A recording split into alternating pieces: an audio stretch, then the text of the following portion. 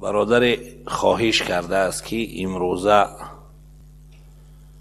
جوانهای ما و شما العیاذ بالله زبانشان به فحشگویی علل خصوص به دشنام دادن بسیار عادی شدند.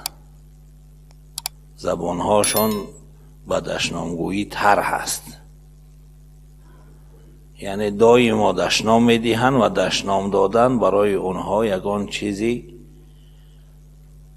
حتی گناه وزنین هم حساب نمی شود. البته دشنام دادن خودش این درک می دهد ما را از پست بودن اخلاق.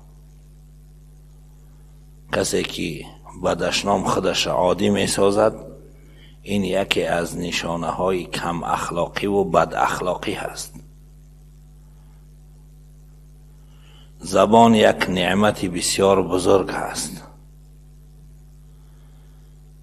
نعمتی هست که شکرانه این نعمت را هر انسان باید به جا بیارد.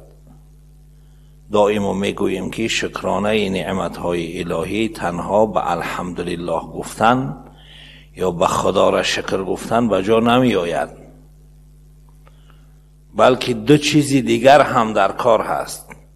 یکی بدیل خرسند بدن که الله تعالی همین نعمت را برای من ارزانی کرد، و مهمتر از اون سومین چیز این که همین نعمت داده خداوند متعال در جای صرف کنی که خدا را خوش بیاید.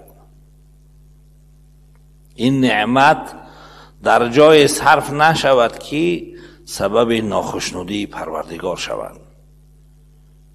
نعمت الهی در معصیت و نافرمانی باید صرف نشود. اگر خدا مال داده است، مال باید در جای صرف شود که رضای خدا باشد.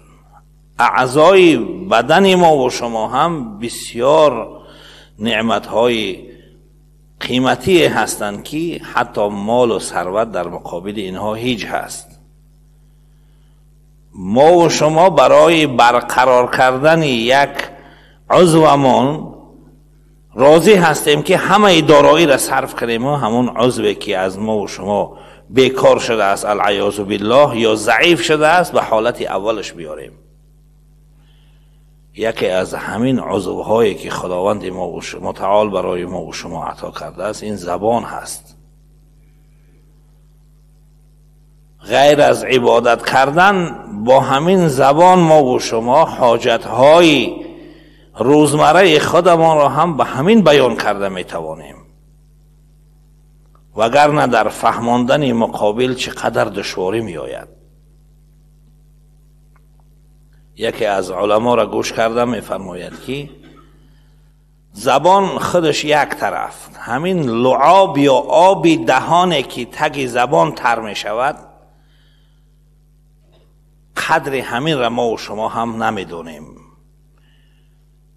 اگر همون آب نبراید، آبی که در نزد ما و شما به قیمت ترین چیز هست که زیاد شد توفش میکنیم، در جای توف میکنی که با مردم آزار نتی یا با پات او را چکار میکنی میشکی. همین توف یا لعابی که از زیر زبان میبراید سبب گردش و چرخش و گپ زدن زبان همین هست. اگر همین آبی دهان نباشد انسان گپ زدن نمیتواند. حالتی که انسان عصبی می شود یا دچار ترس می شود شما ببینید دهان خشک می شود. دهان خشک شد دیگر کلمات درست ادا کردن نمی تواند. همون بزرگوار را شنیدم که می گفت کسی مبتلا به همین بیماری بود که آب دهانش خشک می شد باید که یک دارو استفاده می کرد. اون دارو هم تأثیرش چند ساعت بود. یک تبلت می خورد چند ساعت آب دهان پیدا می شد. نرخ اون تبلت بود $100. برای چند ساعت آب دهان می خرید در $100 گویا. با که خشک می شد مهلتش تمام می شد، تأثیر دارو ختم می شد، باز از گپ زدن می ماند، باز دارو می خورد.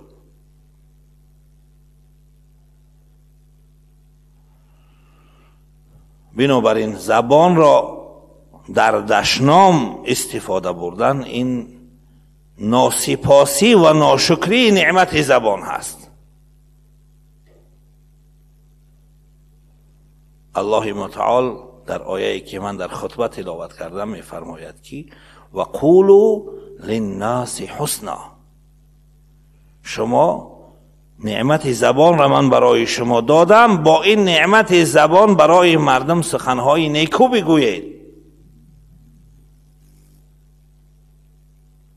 برای همین پیغمبر خدا صلی الله علیه و سلم فرمود که من کان یؤمن بالله والیوم الاخر فلیقل خیرا او لیصمت، کسی که به خدا ایمان دارد، به روز قیامت ایمان دارد، به همین ایمان دارد که در روز قیامت خداوند از هر کرده ما و شما میپرسد، از هر نعمتی دادگی میپرسد که این نعمت را در کجا صرف کردی. ثم لتسألن یومئذ عن النعیم، وعده الهی است، ما و شما را گوشزد میکند که در میدان محشر حتما شما پرسیده میشوید از نعمت‌های داده من که این نعمت‌ها را در کجا صرف کردید. علاوه بر این که دشنام را پیغمبر خدا صلی الله علیه و سلم یکی از نشانه‌های منافقین قرار داده است. یعنی برای انسان مؤمن و مسلمان این نمی ارزد و نمی زیبد که از زبان او دشنام براید. دشنام دادن این نشانه منافق ها هست. منافقین کسانی بودند که از زبان اونها چی می برآمد؟ دشنام می برآمد. رسول گرامی صلی الله علیه و سلم می فرمایند که آیت المنافق ثلاث، نشانه های منافق ها سه هست. اذا حدث کذب، وقتی که سخن میگوید دروغ میگوید. و اذا وعد اخلف، وقتی که وعده دهد خلاف ورزی میکند. و اذا اؤتمن خان، وقتی که برای امانت داده شود خیانت میکند. در حدیث دیگر یک چیز دیگر اضافه شد، و اذا خاصم فجر، وقتی که با کسی دست و گریبان شود و جنجال کند در حال دشنام میدهد. این از نشانه های منافق ها است. اگرچه اون دشنام دهنده را ما منافقی حقیقیه که خدا وعده کرده است که ان المنافقین فی الدرک الاسفل من النار، در پایان ترین طبقه دوزخ جای منافق ها است، ما این را از اونها حساب نمی کنیم، چون که این نفاق دو نمود می شود، نفاق عملی و نفاق اعتقادی.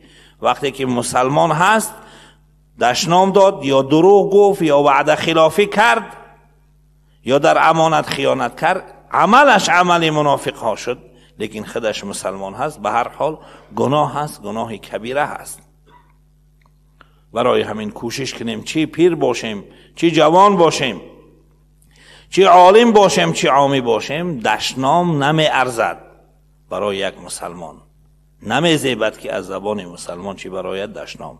اگر خدا نخواسته برآمد در حال استغفار کردن در کار و از اون انسان حلالی طلب کردن در کار، بخشش پرسیدن در کار، چون که حق تلفی اون هست.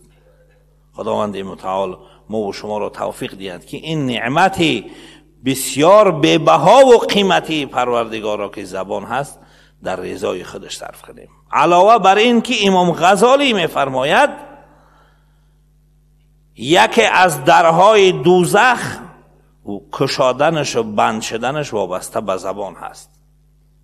من در جمعه گذشته گفتم برای در شرح حدیثی که المسلم من سلم المسلمون من لسانه و یده، مسلمان کامل، مسلمان حقیقی واقعی مسلمانی هست که دیگر مسلمان ها از بدی دست و زبان اون در امان باشند. امام غزالی میفرماید که یکی از درهای جهنم که 7 در دارد، لها 7 ابواب، 7 در دارد، وابسته به چی هست؟ به زبان هست. کسی خوشرو حفاظت کرد زبانش را از گناه و معصیت، دروازه دوزخ را بر بالای خودش بسته است. کسی که العیاذ بالله زبان را گذاشت مثل داستی که درو میکند هر چیز را دروید، بر بالای خودش به دست خودش در دوزخ را کشاده است. الله تعالی از دوزخ و اون اعمالی که انسان را داخل دوزخ میبرد ما و شما را نگه دارد.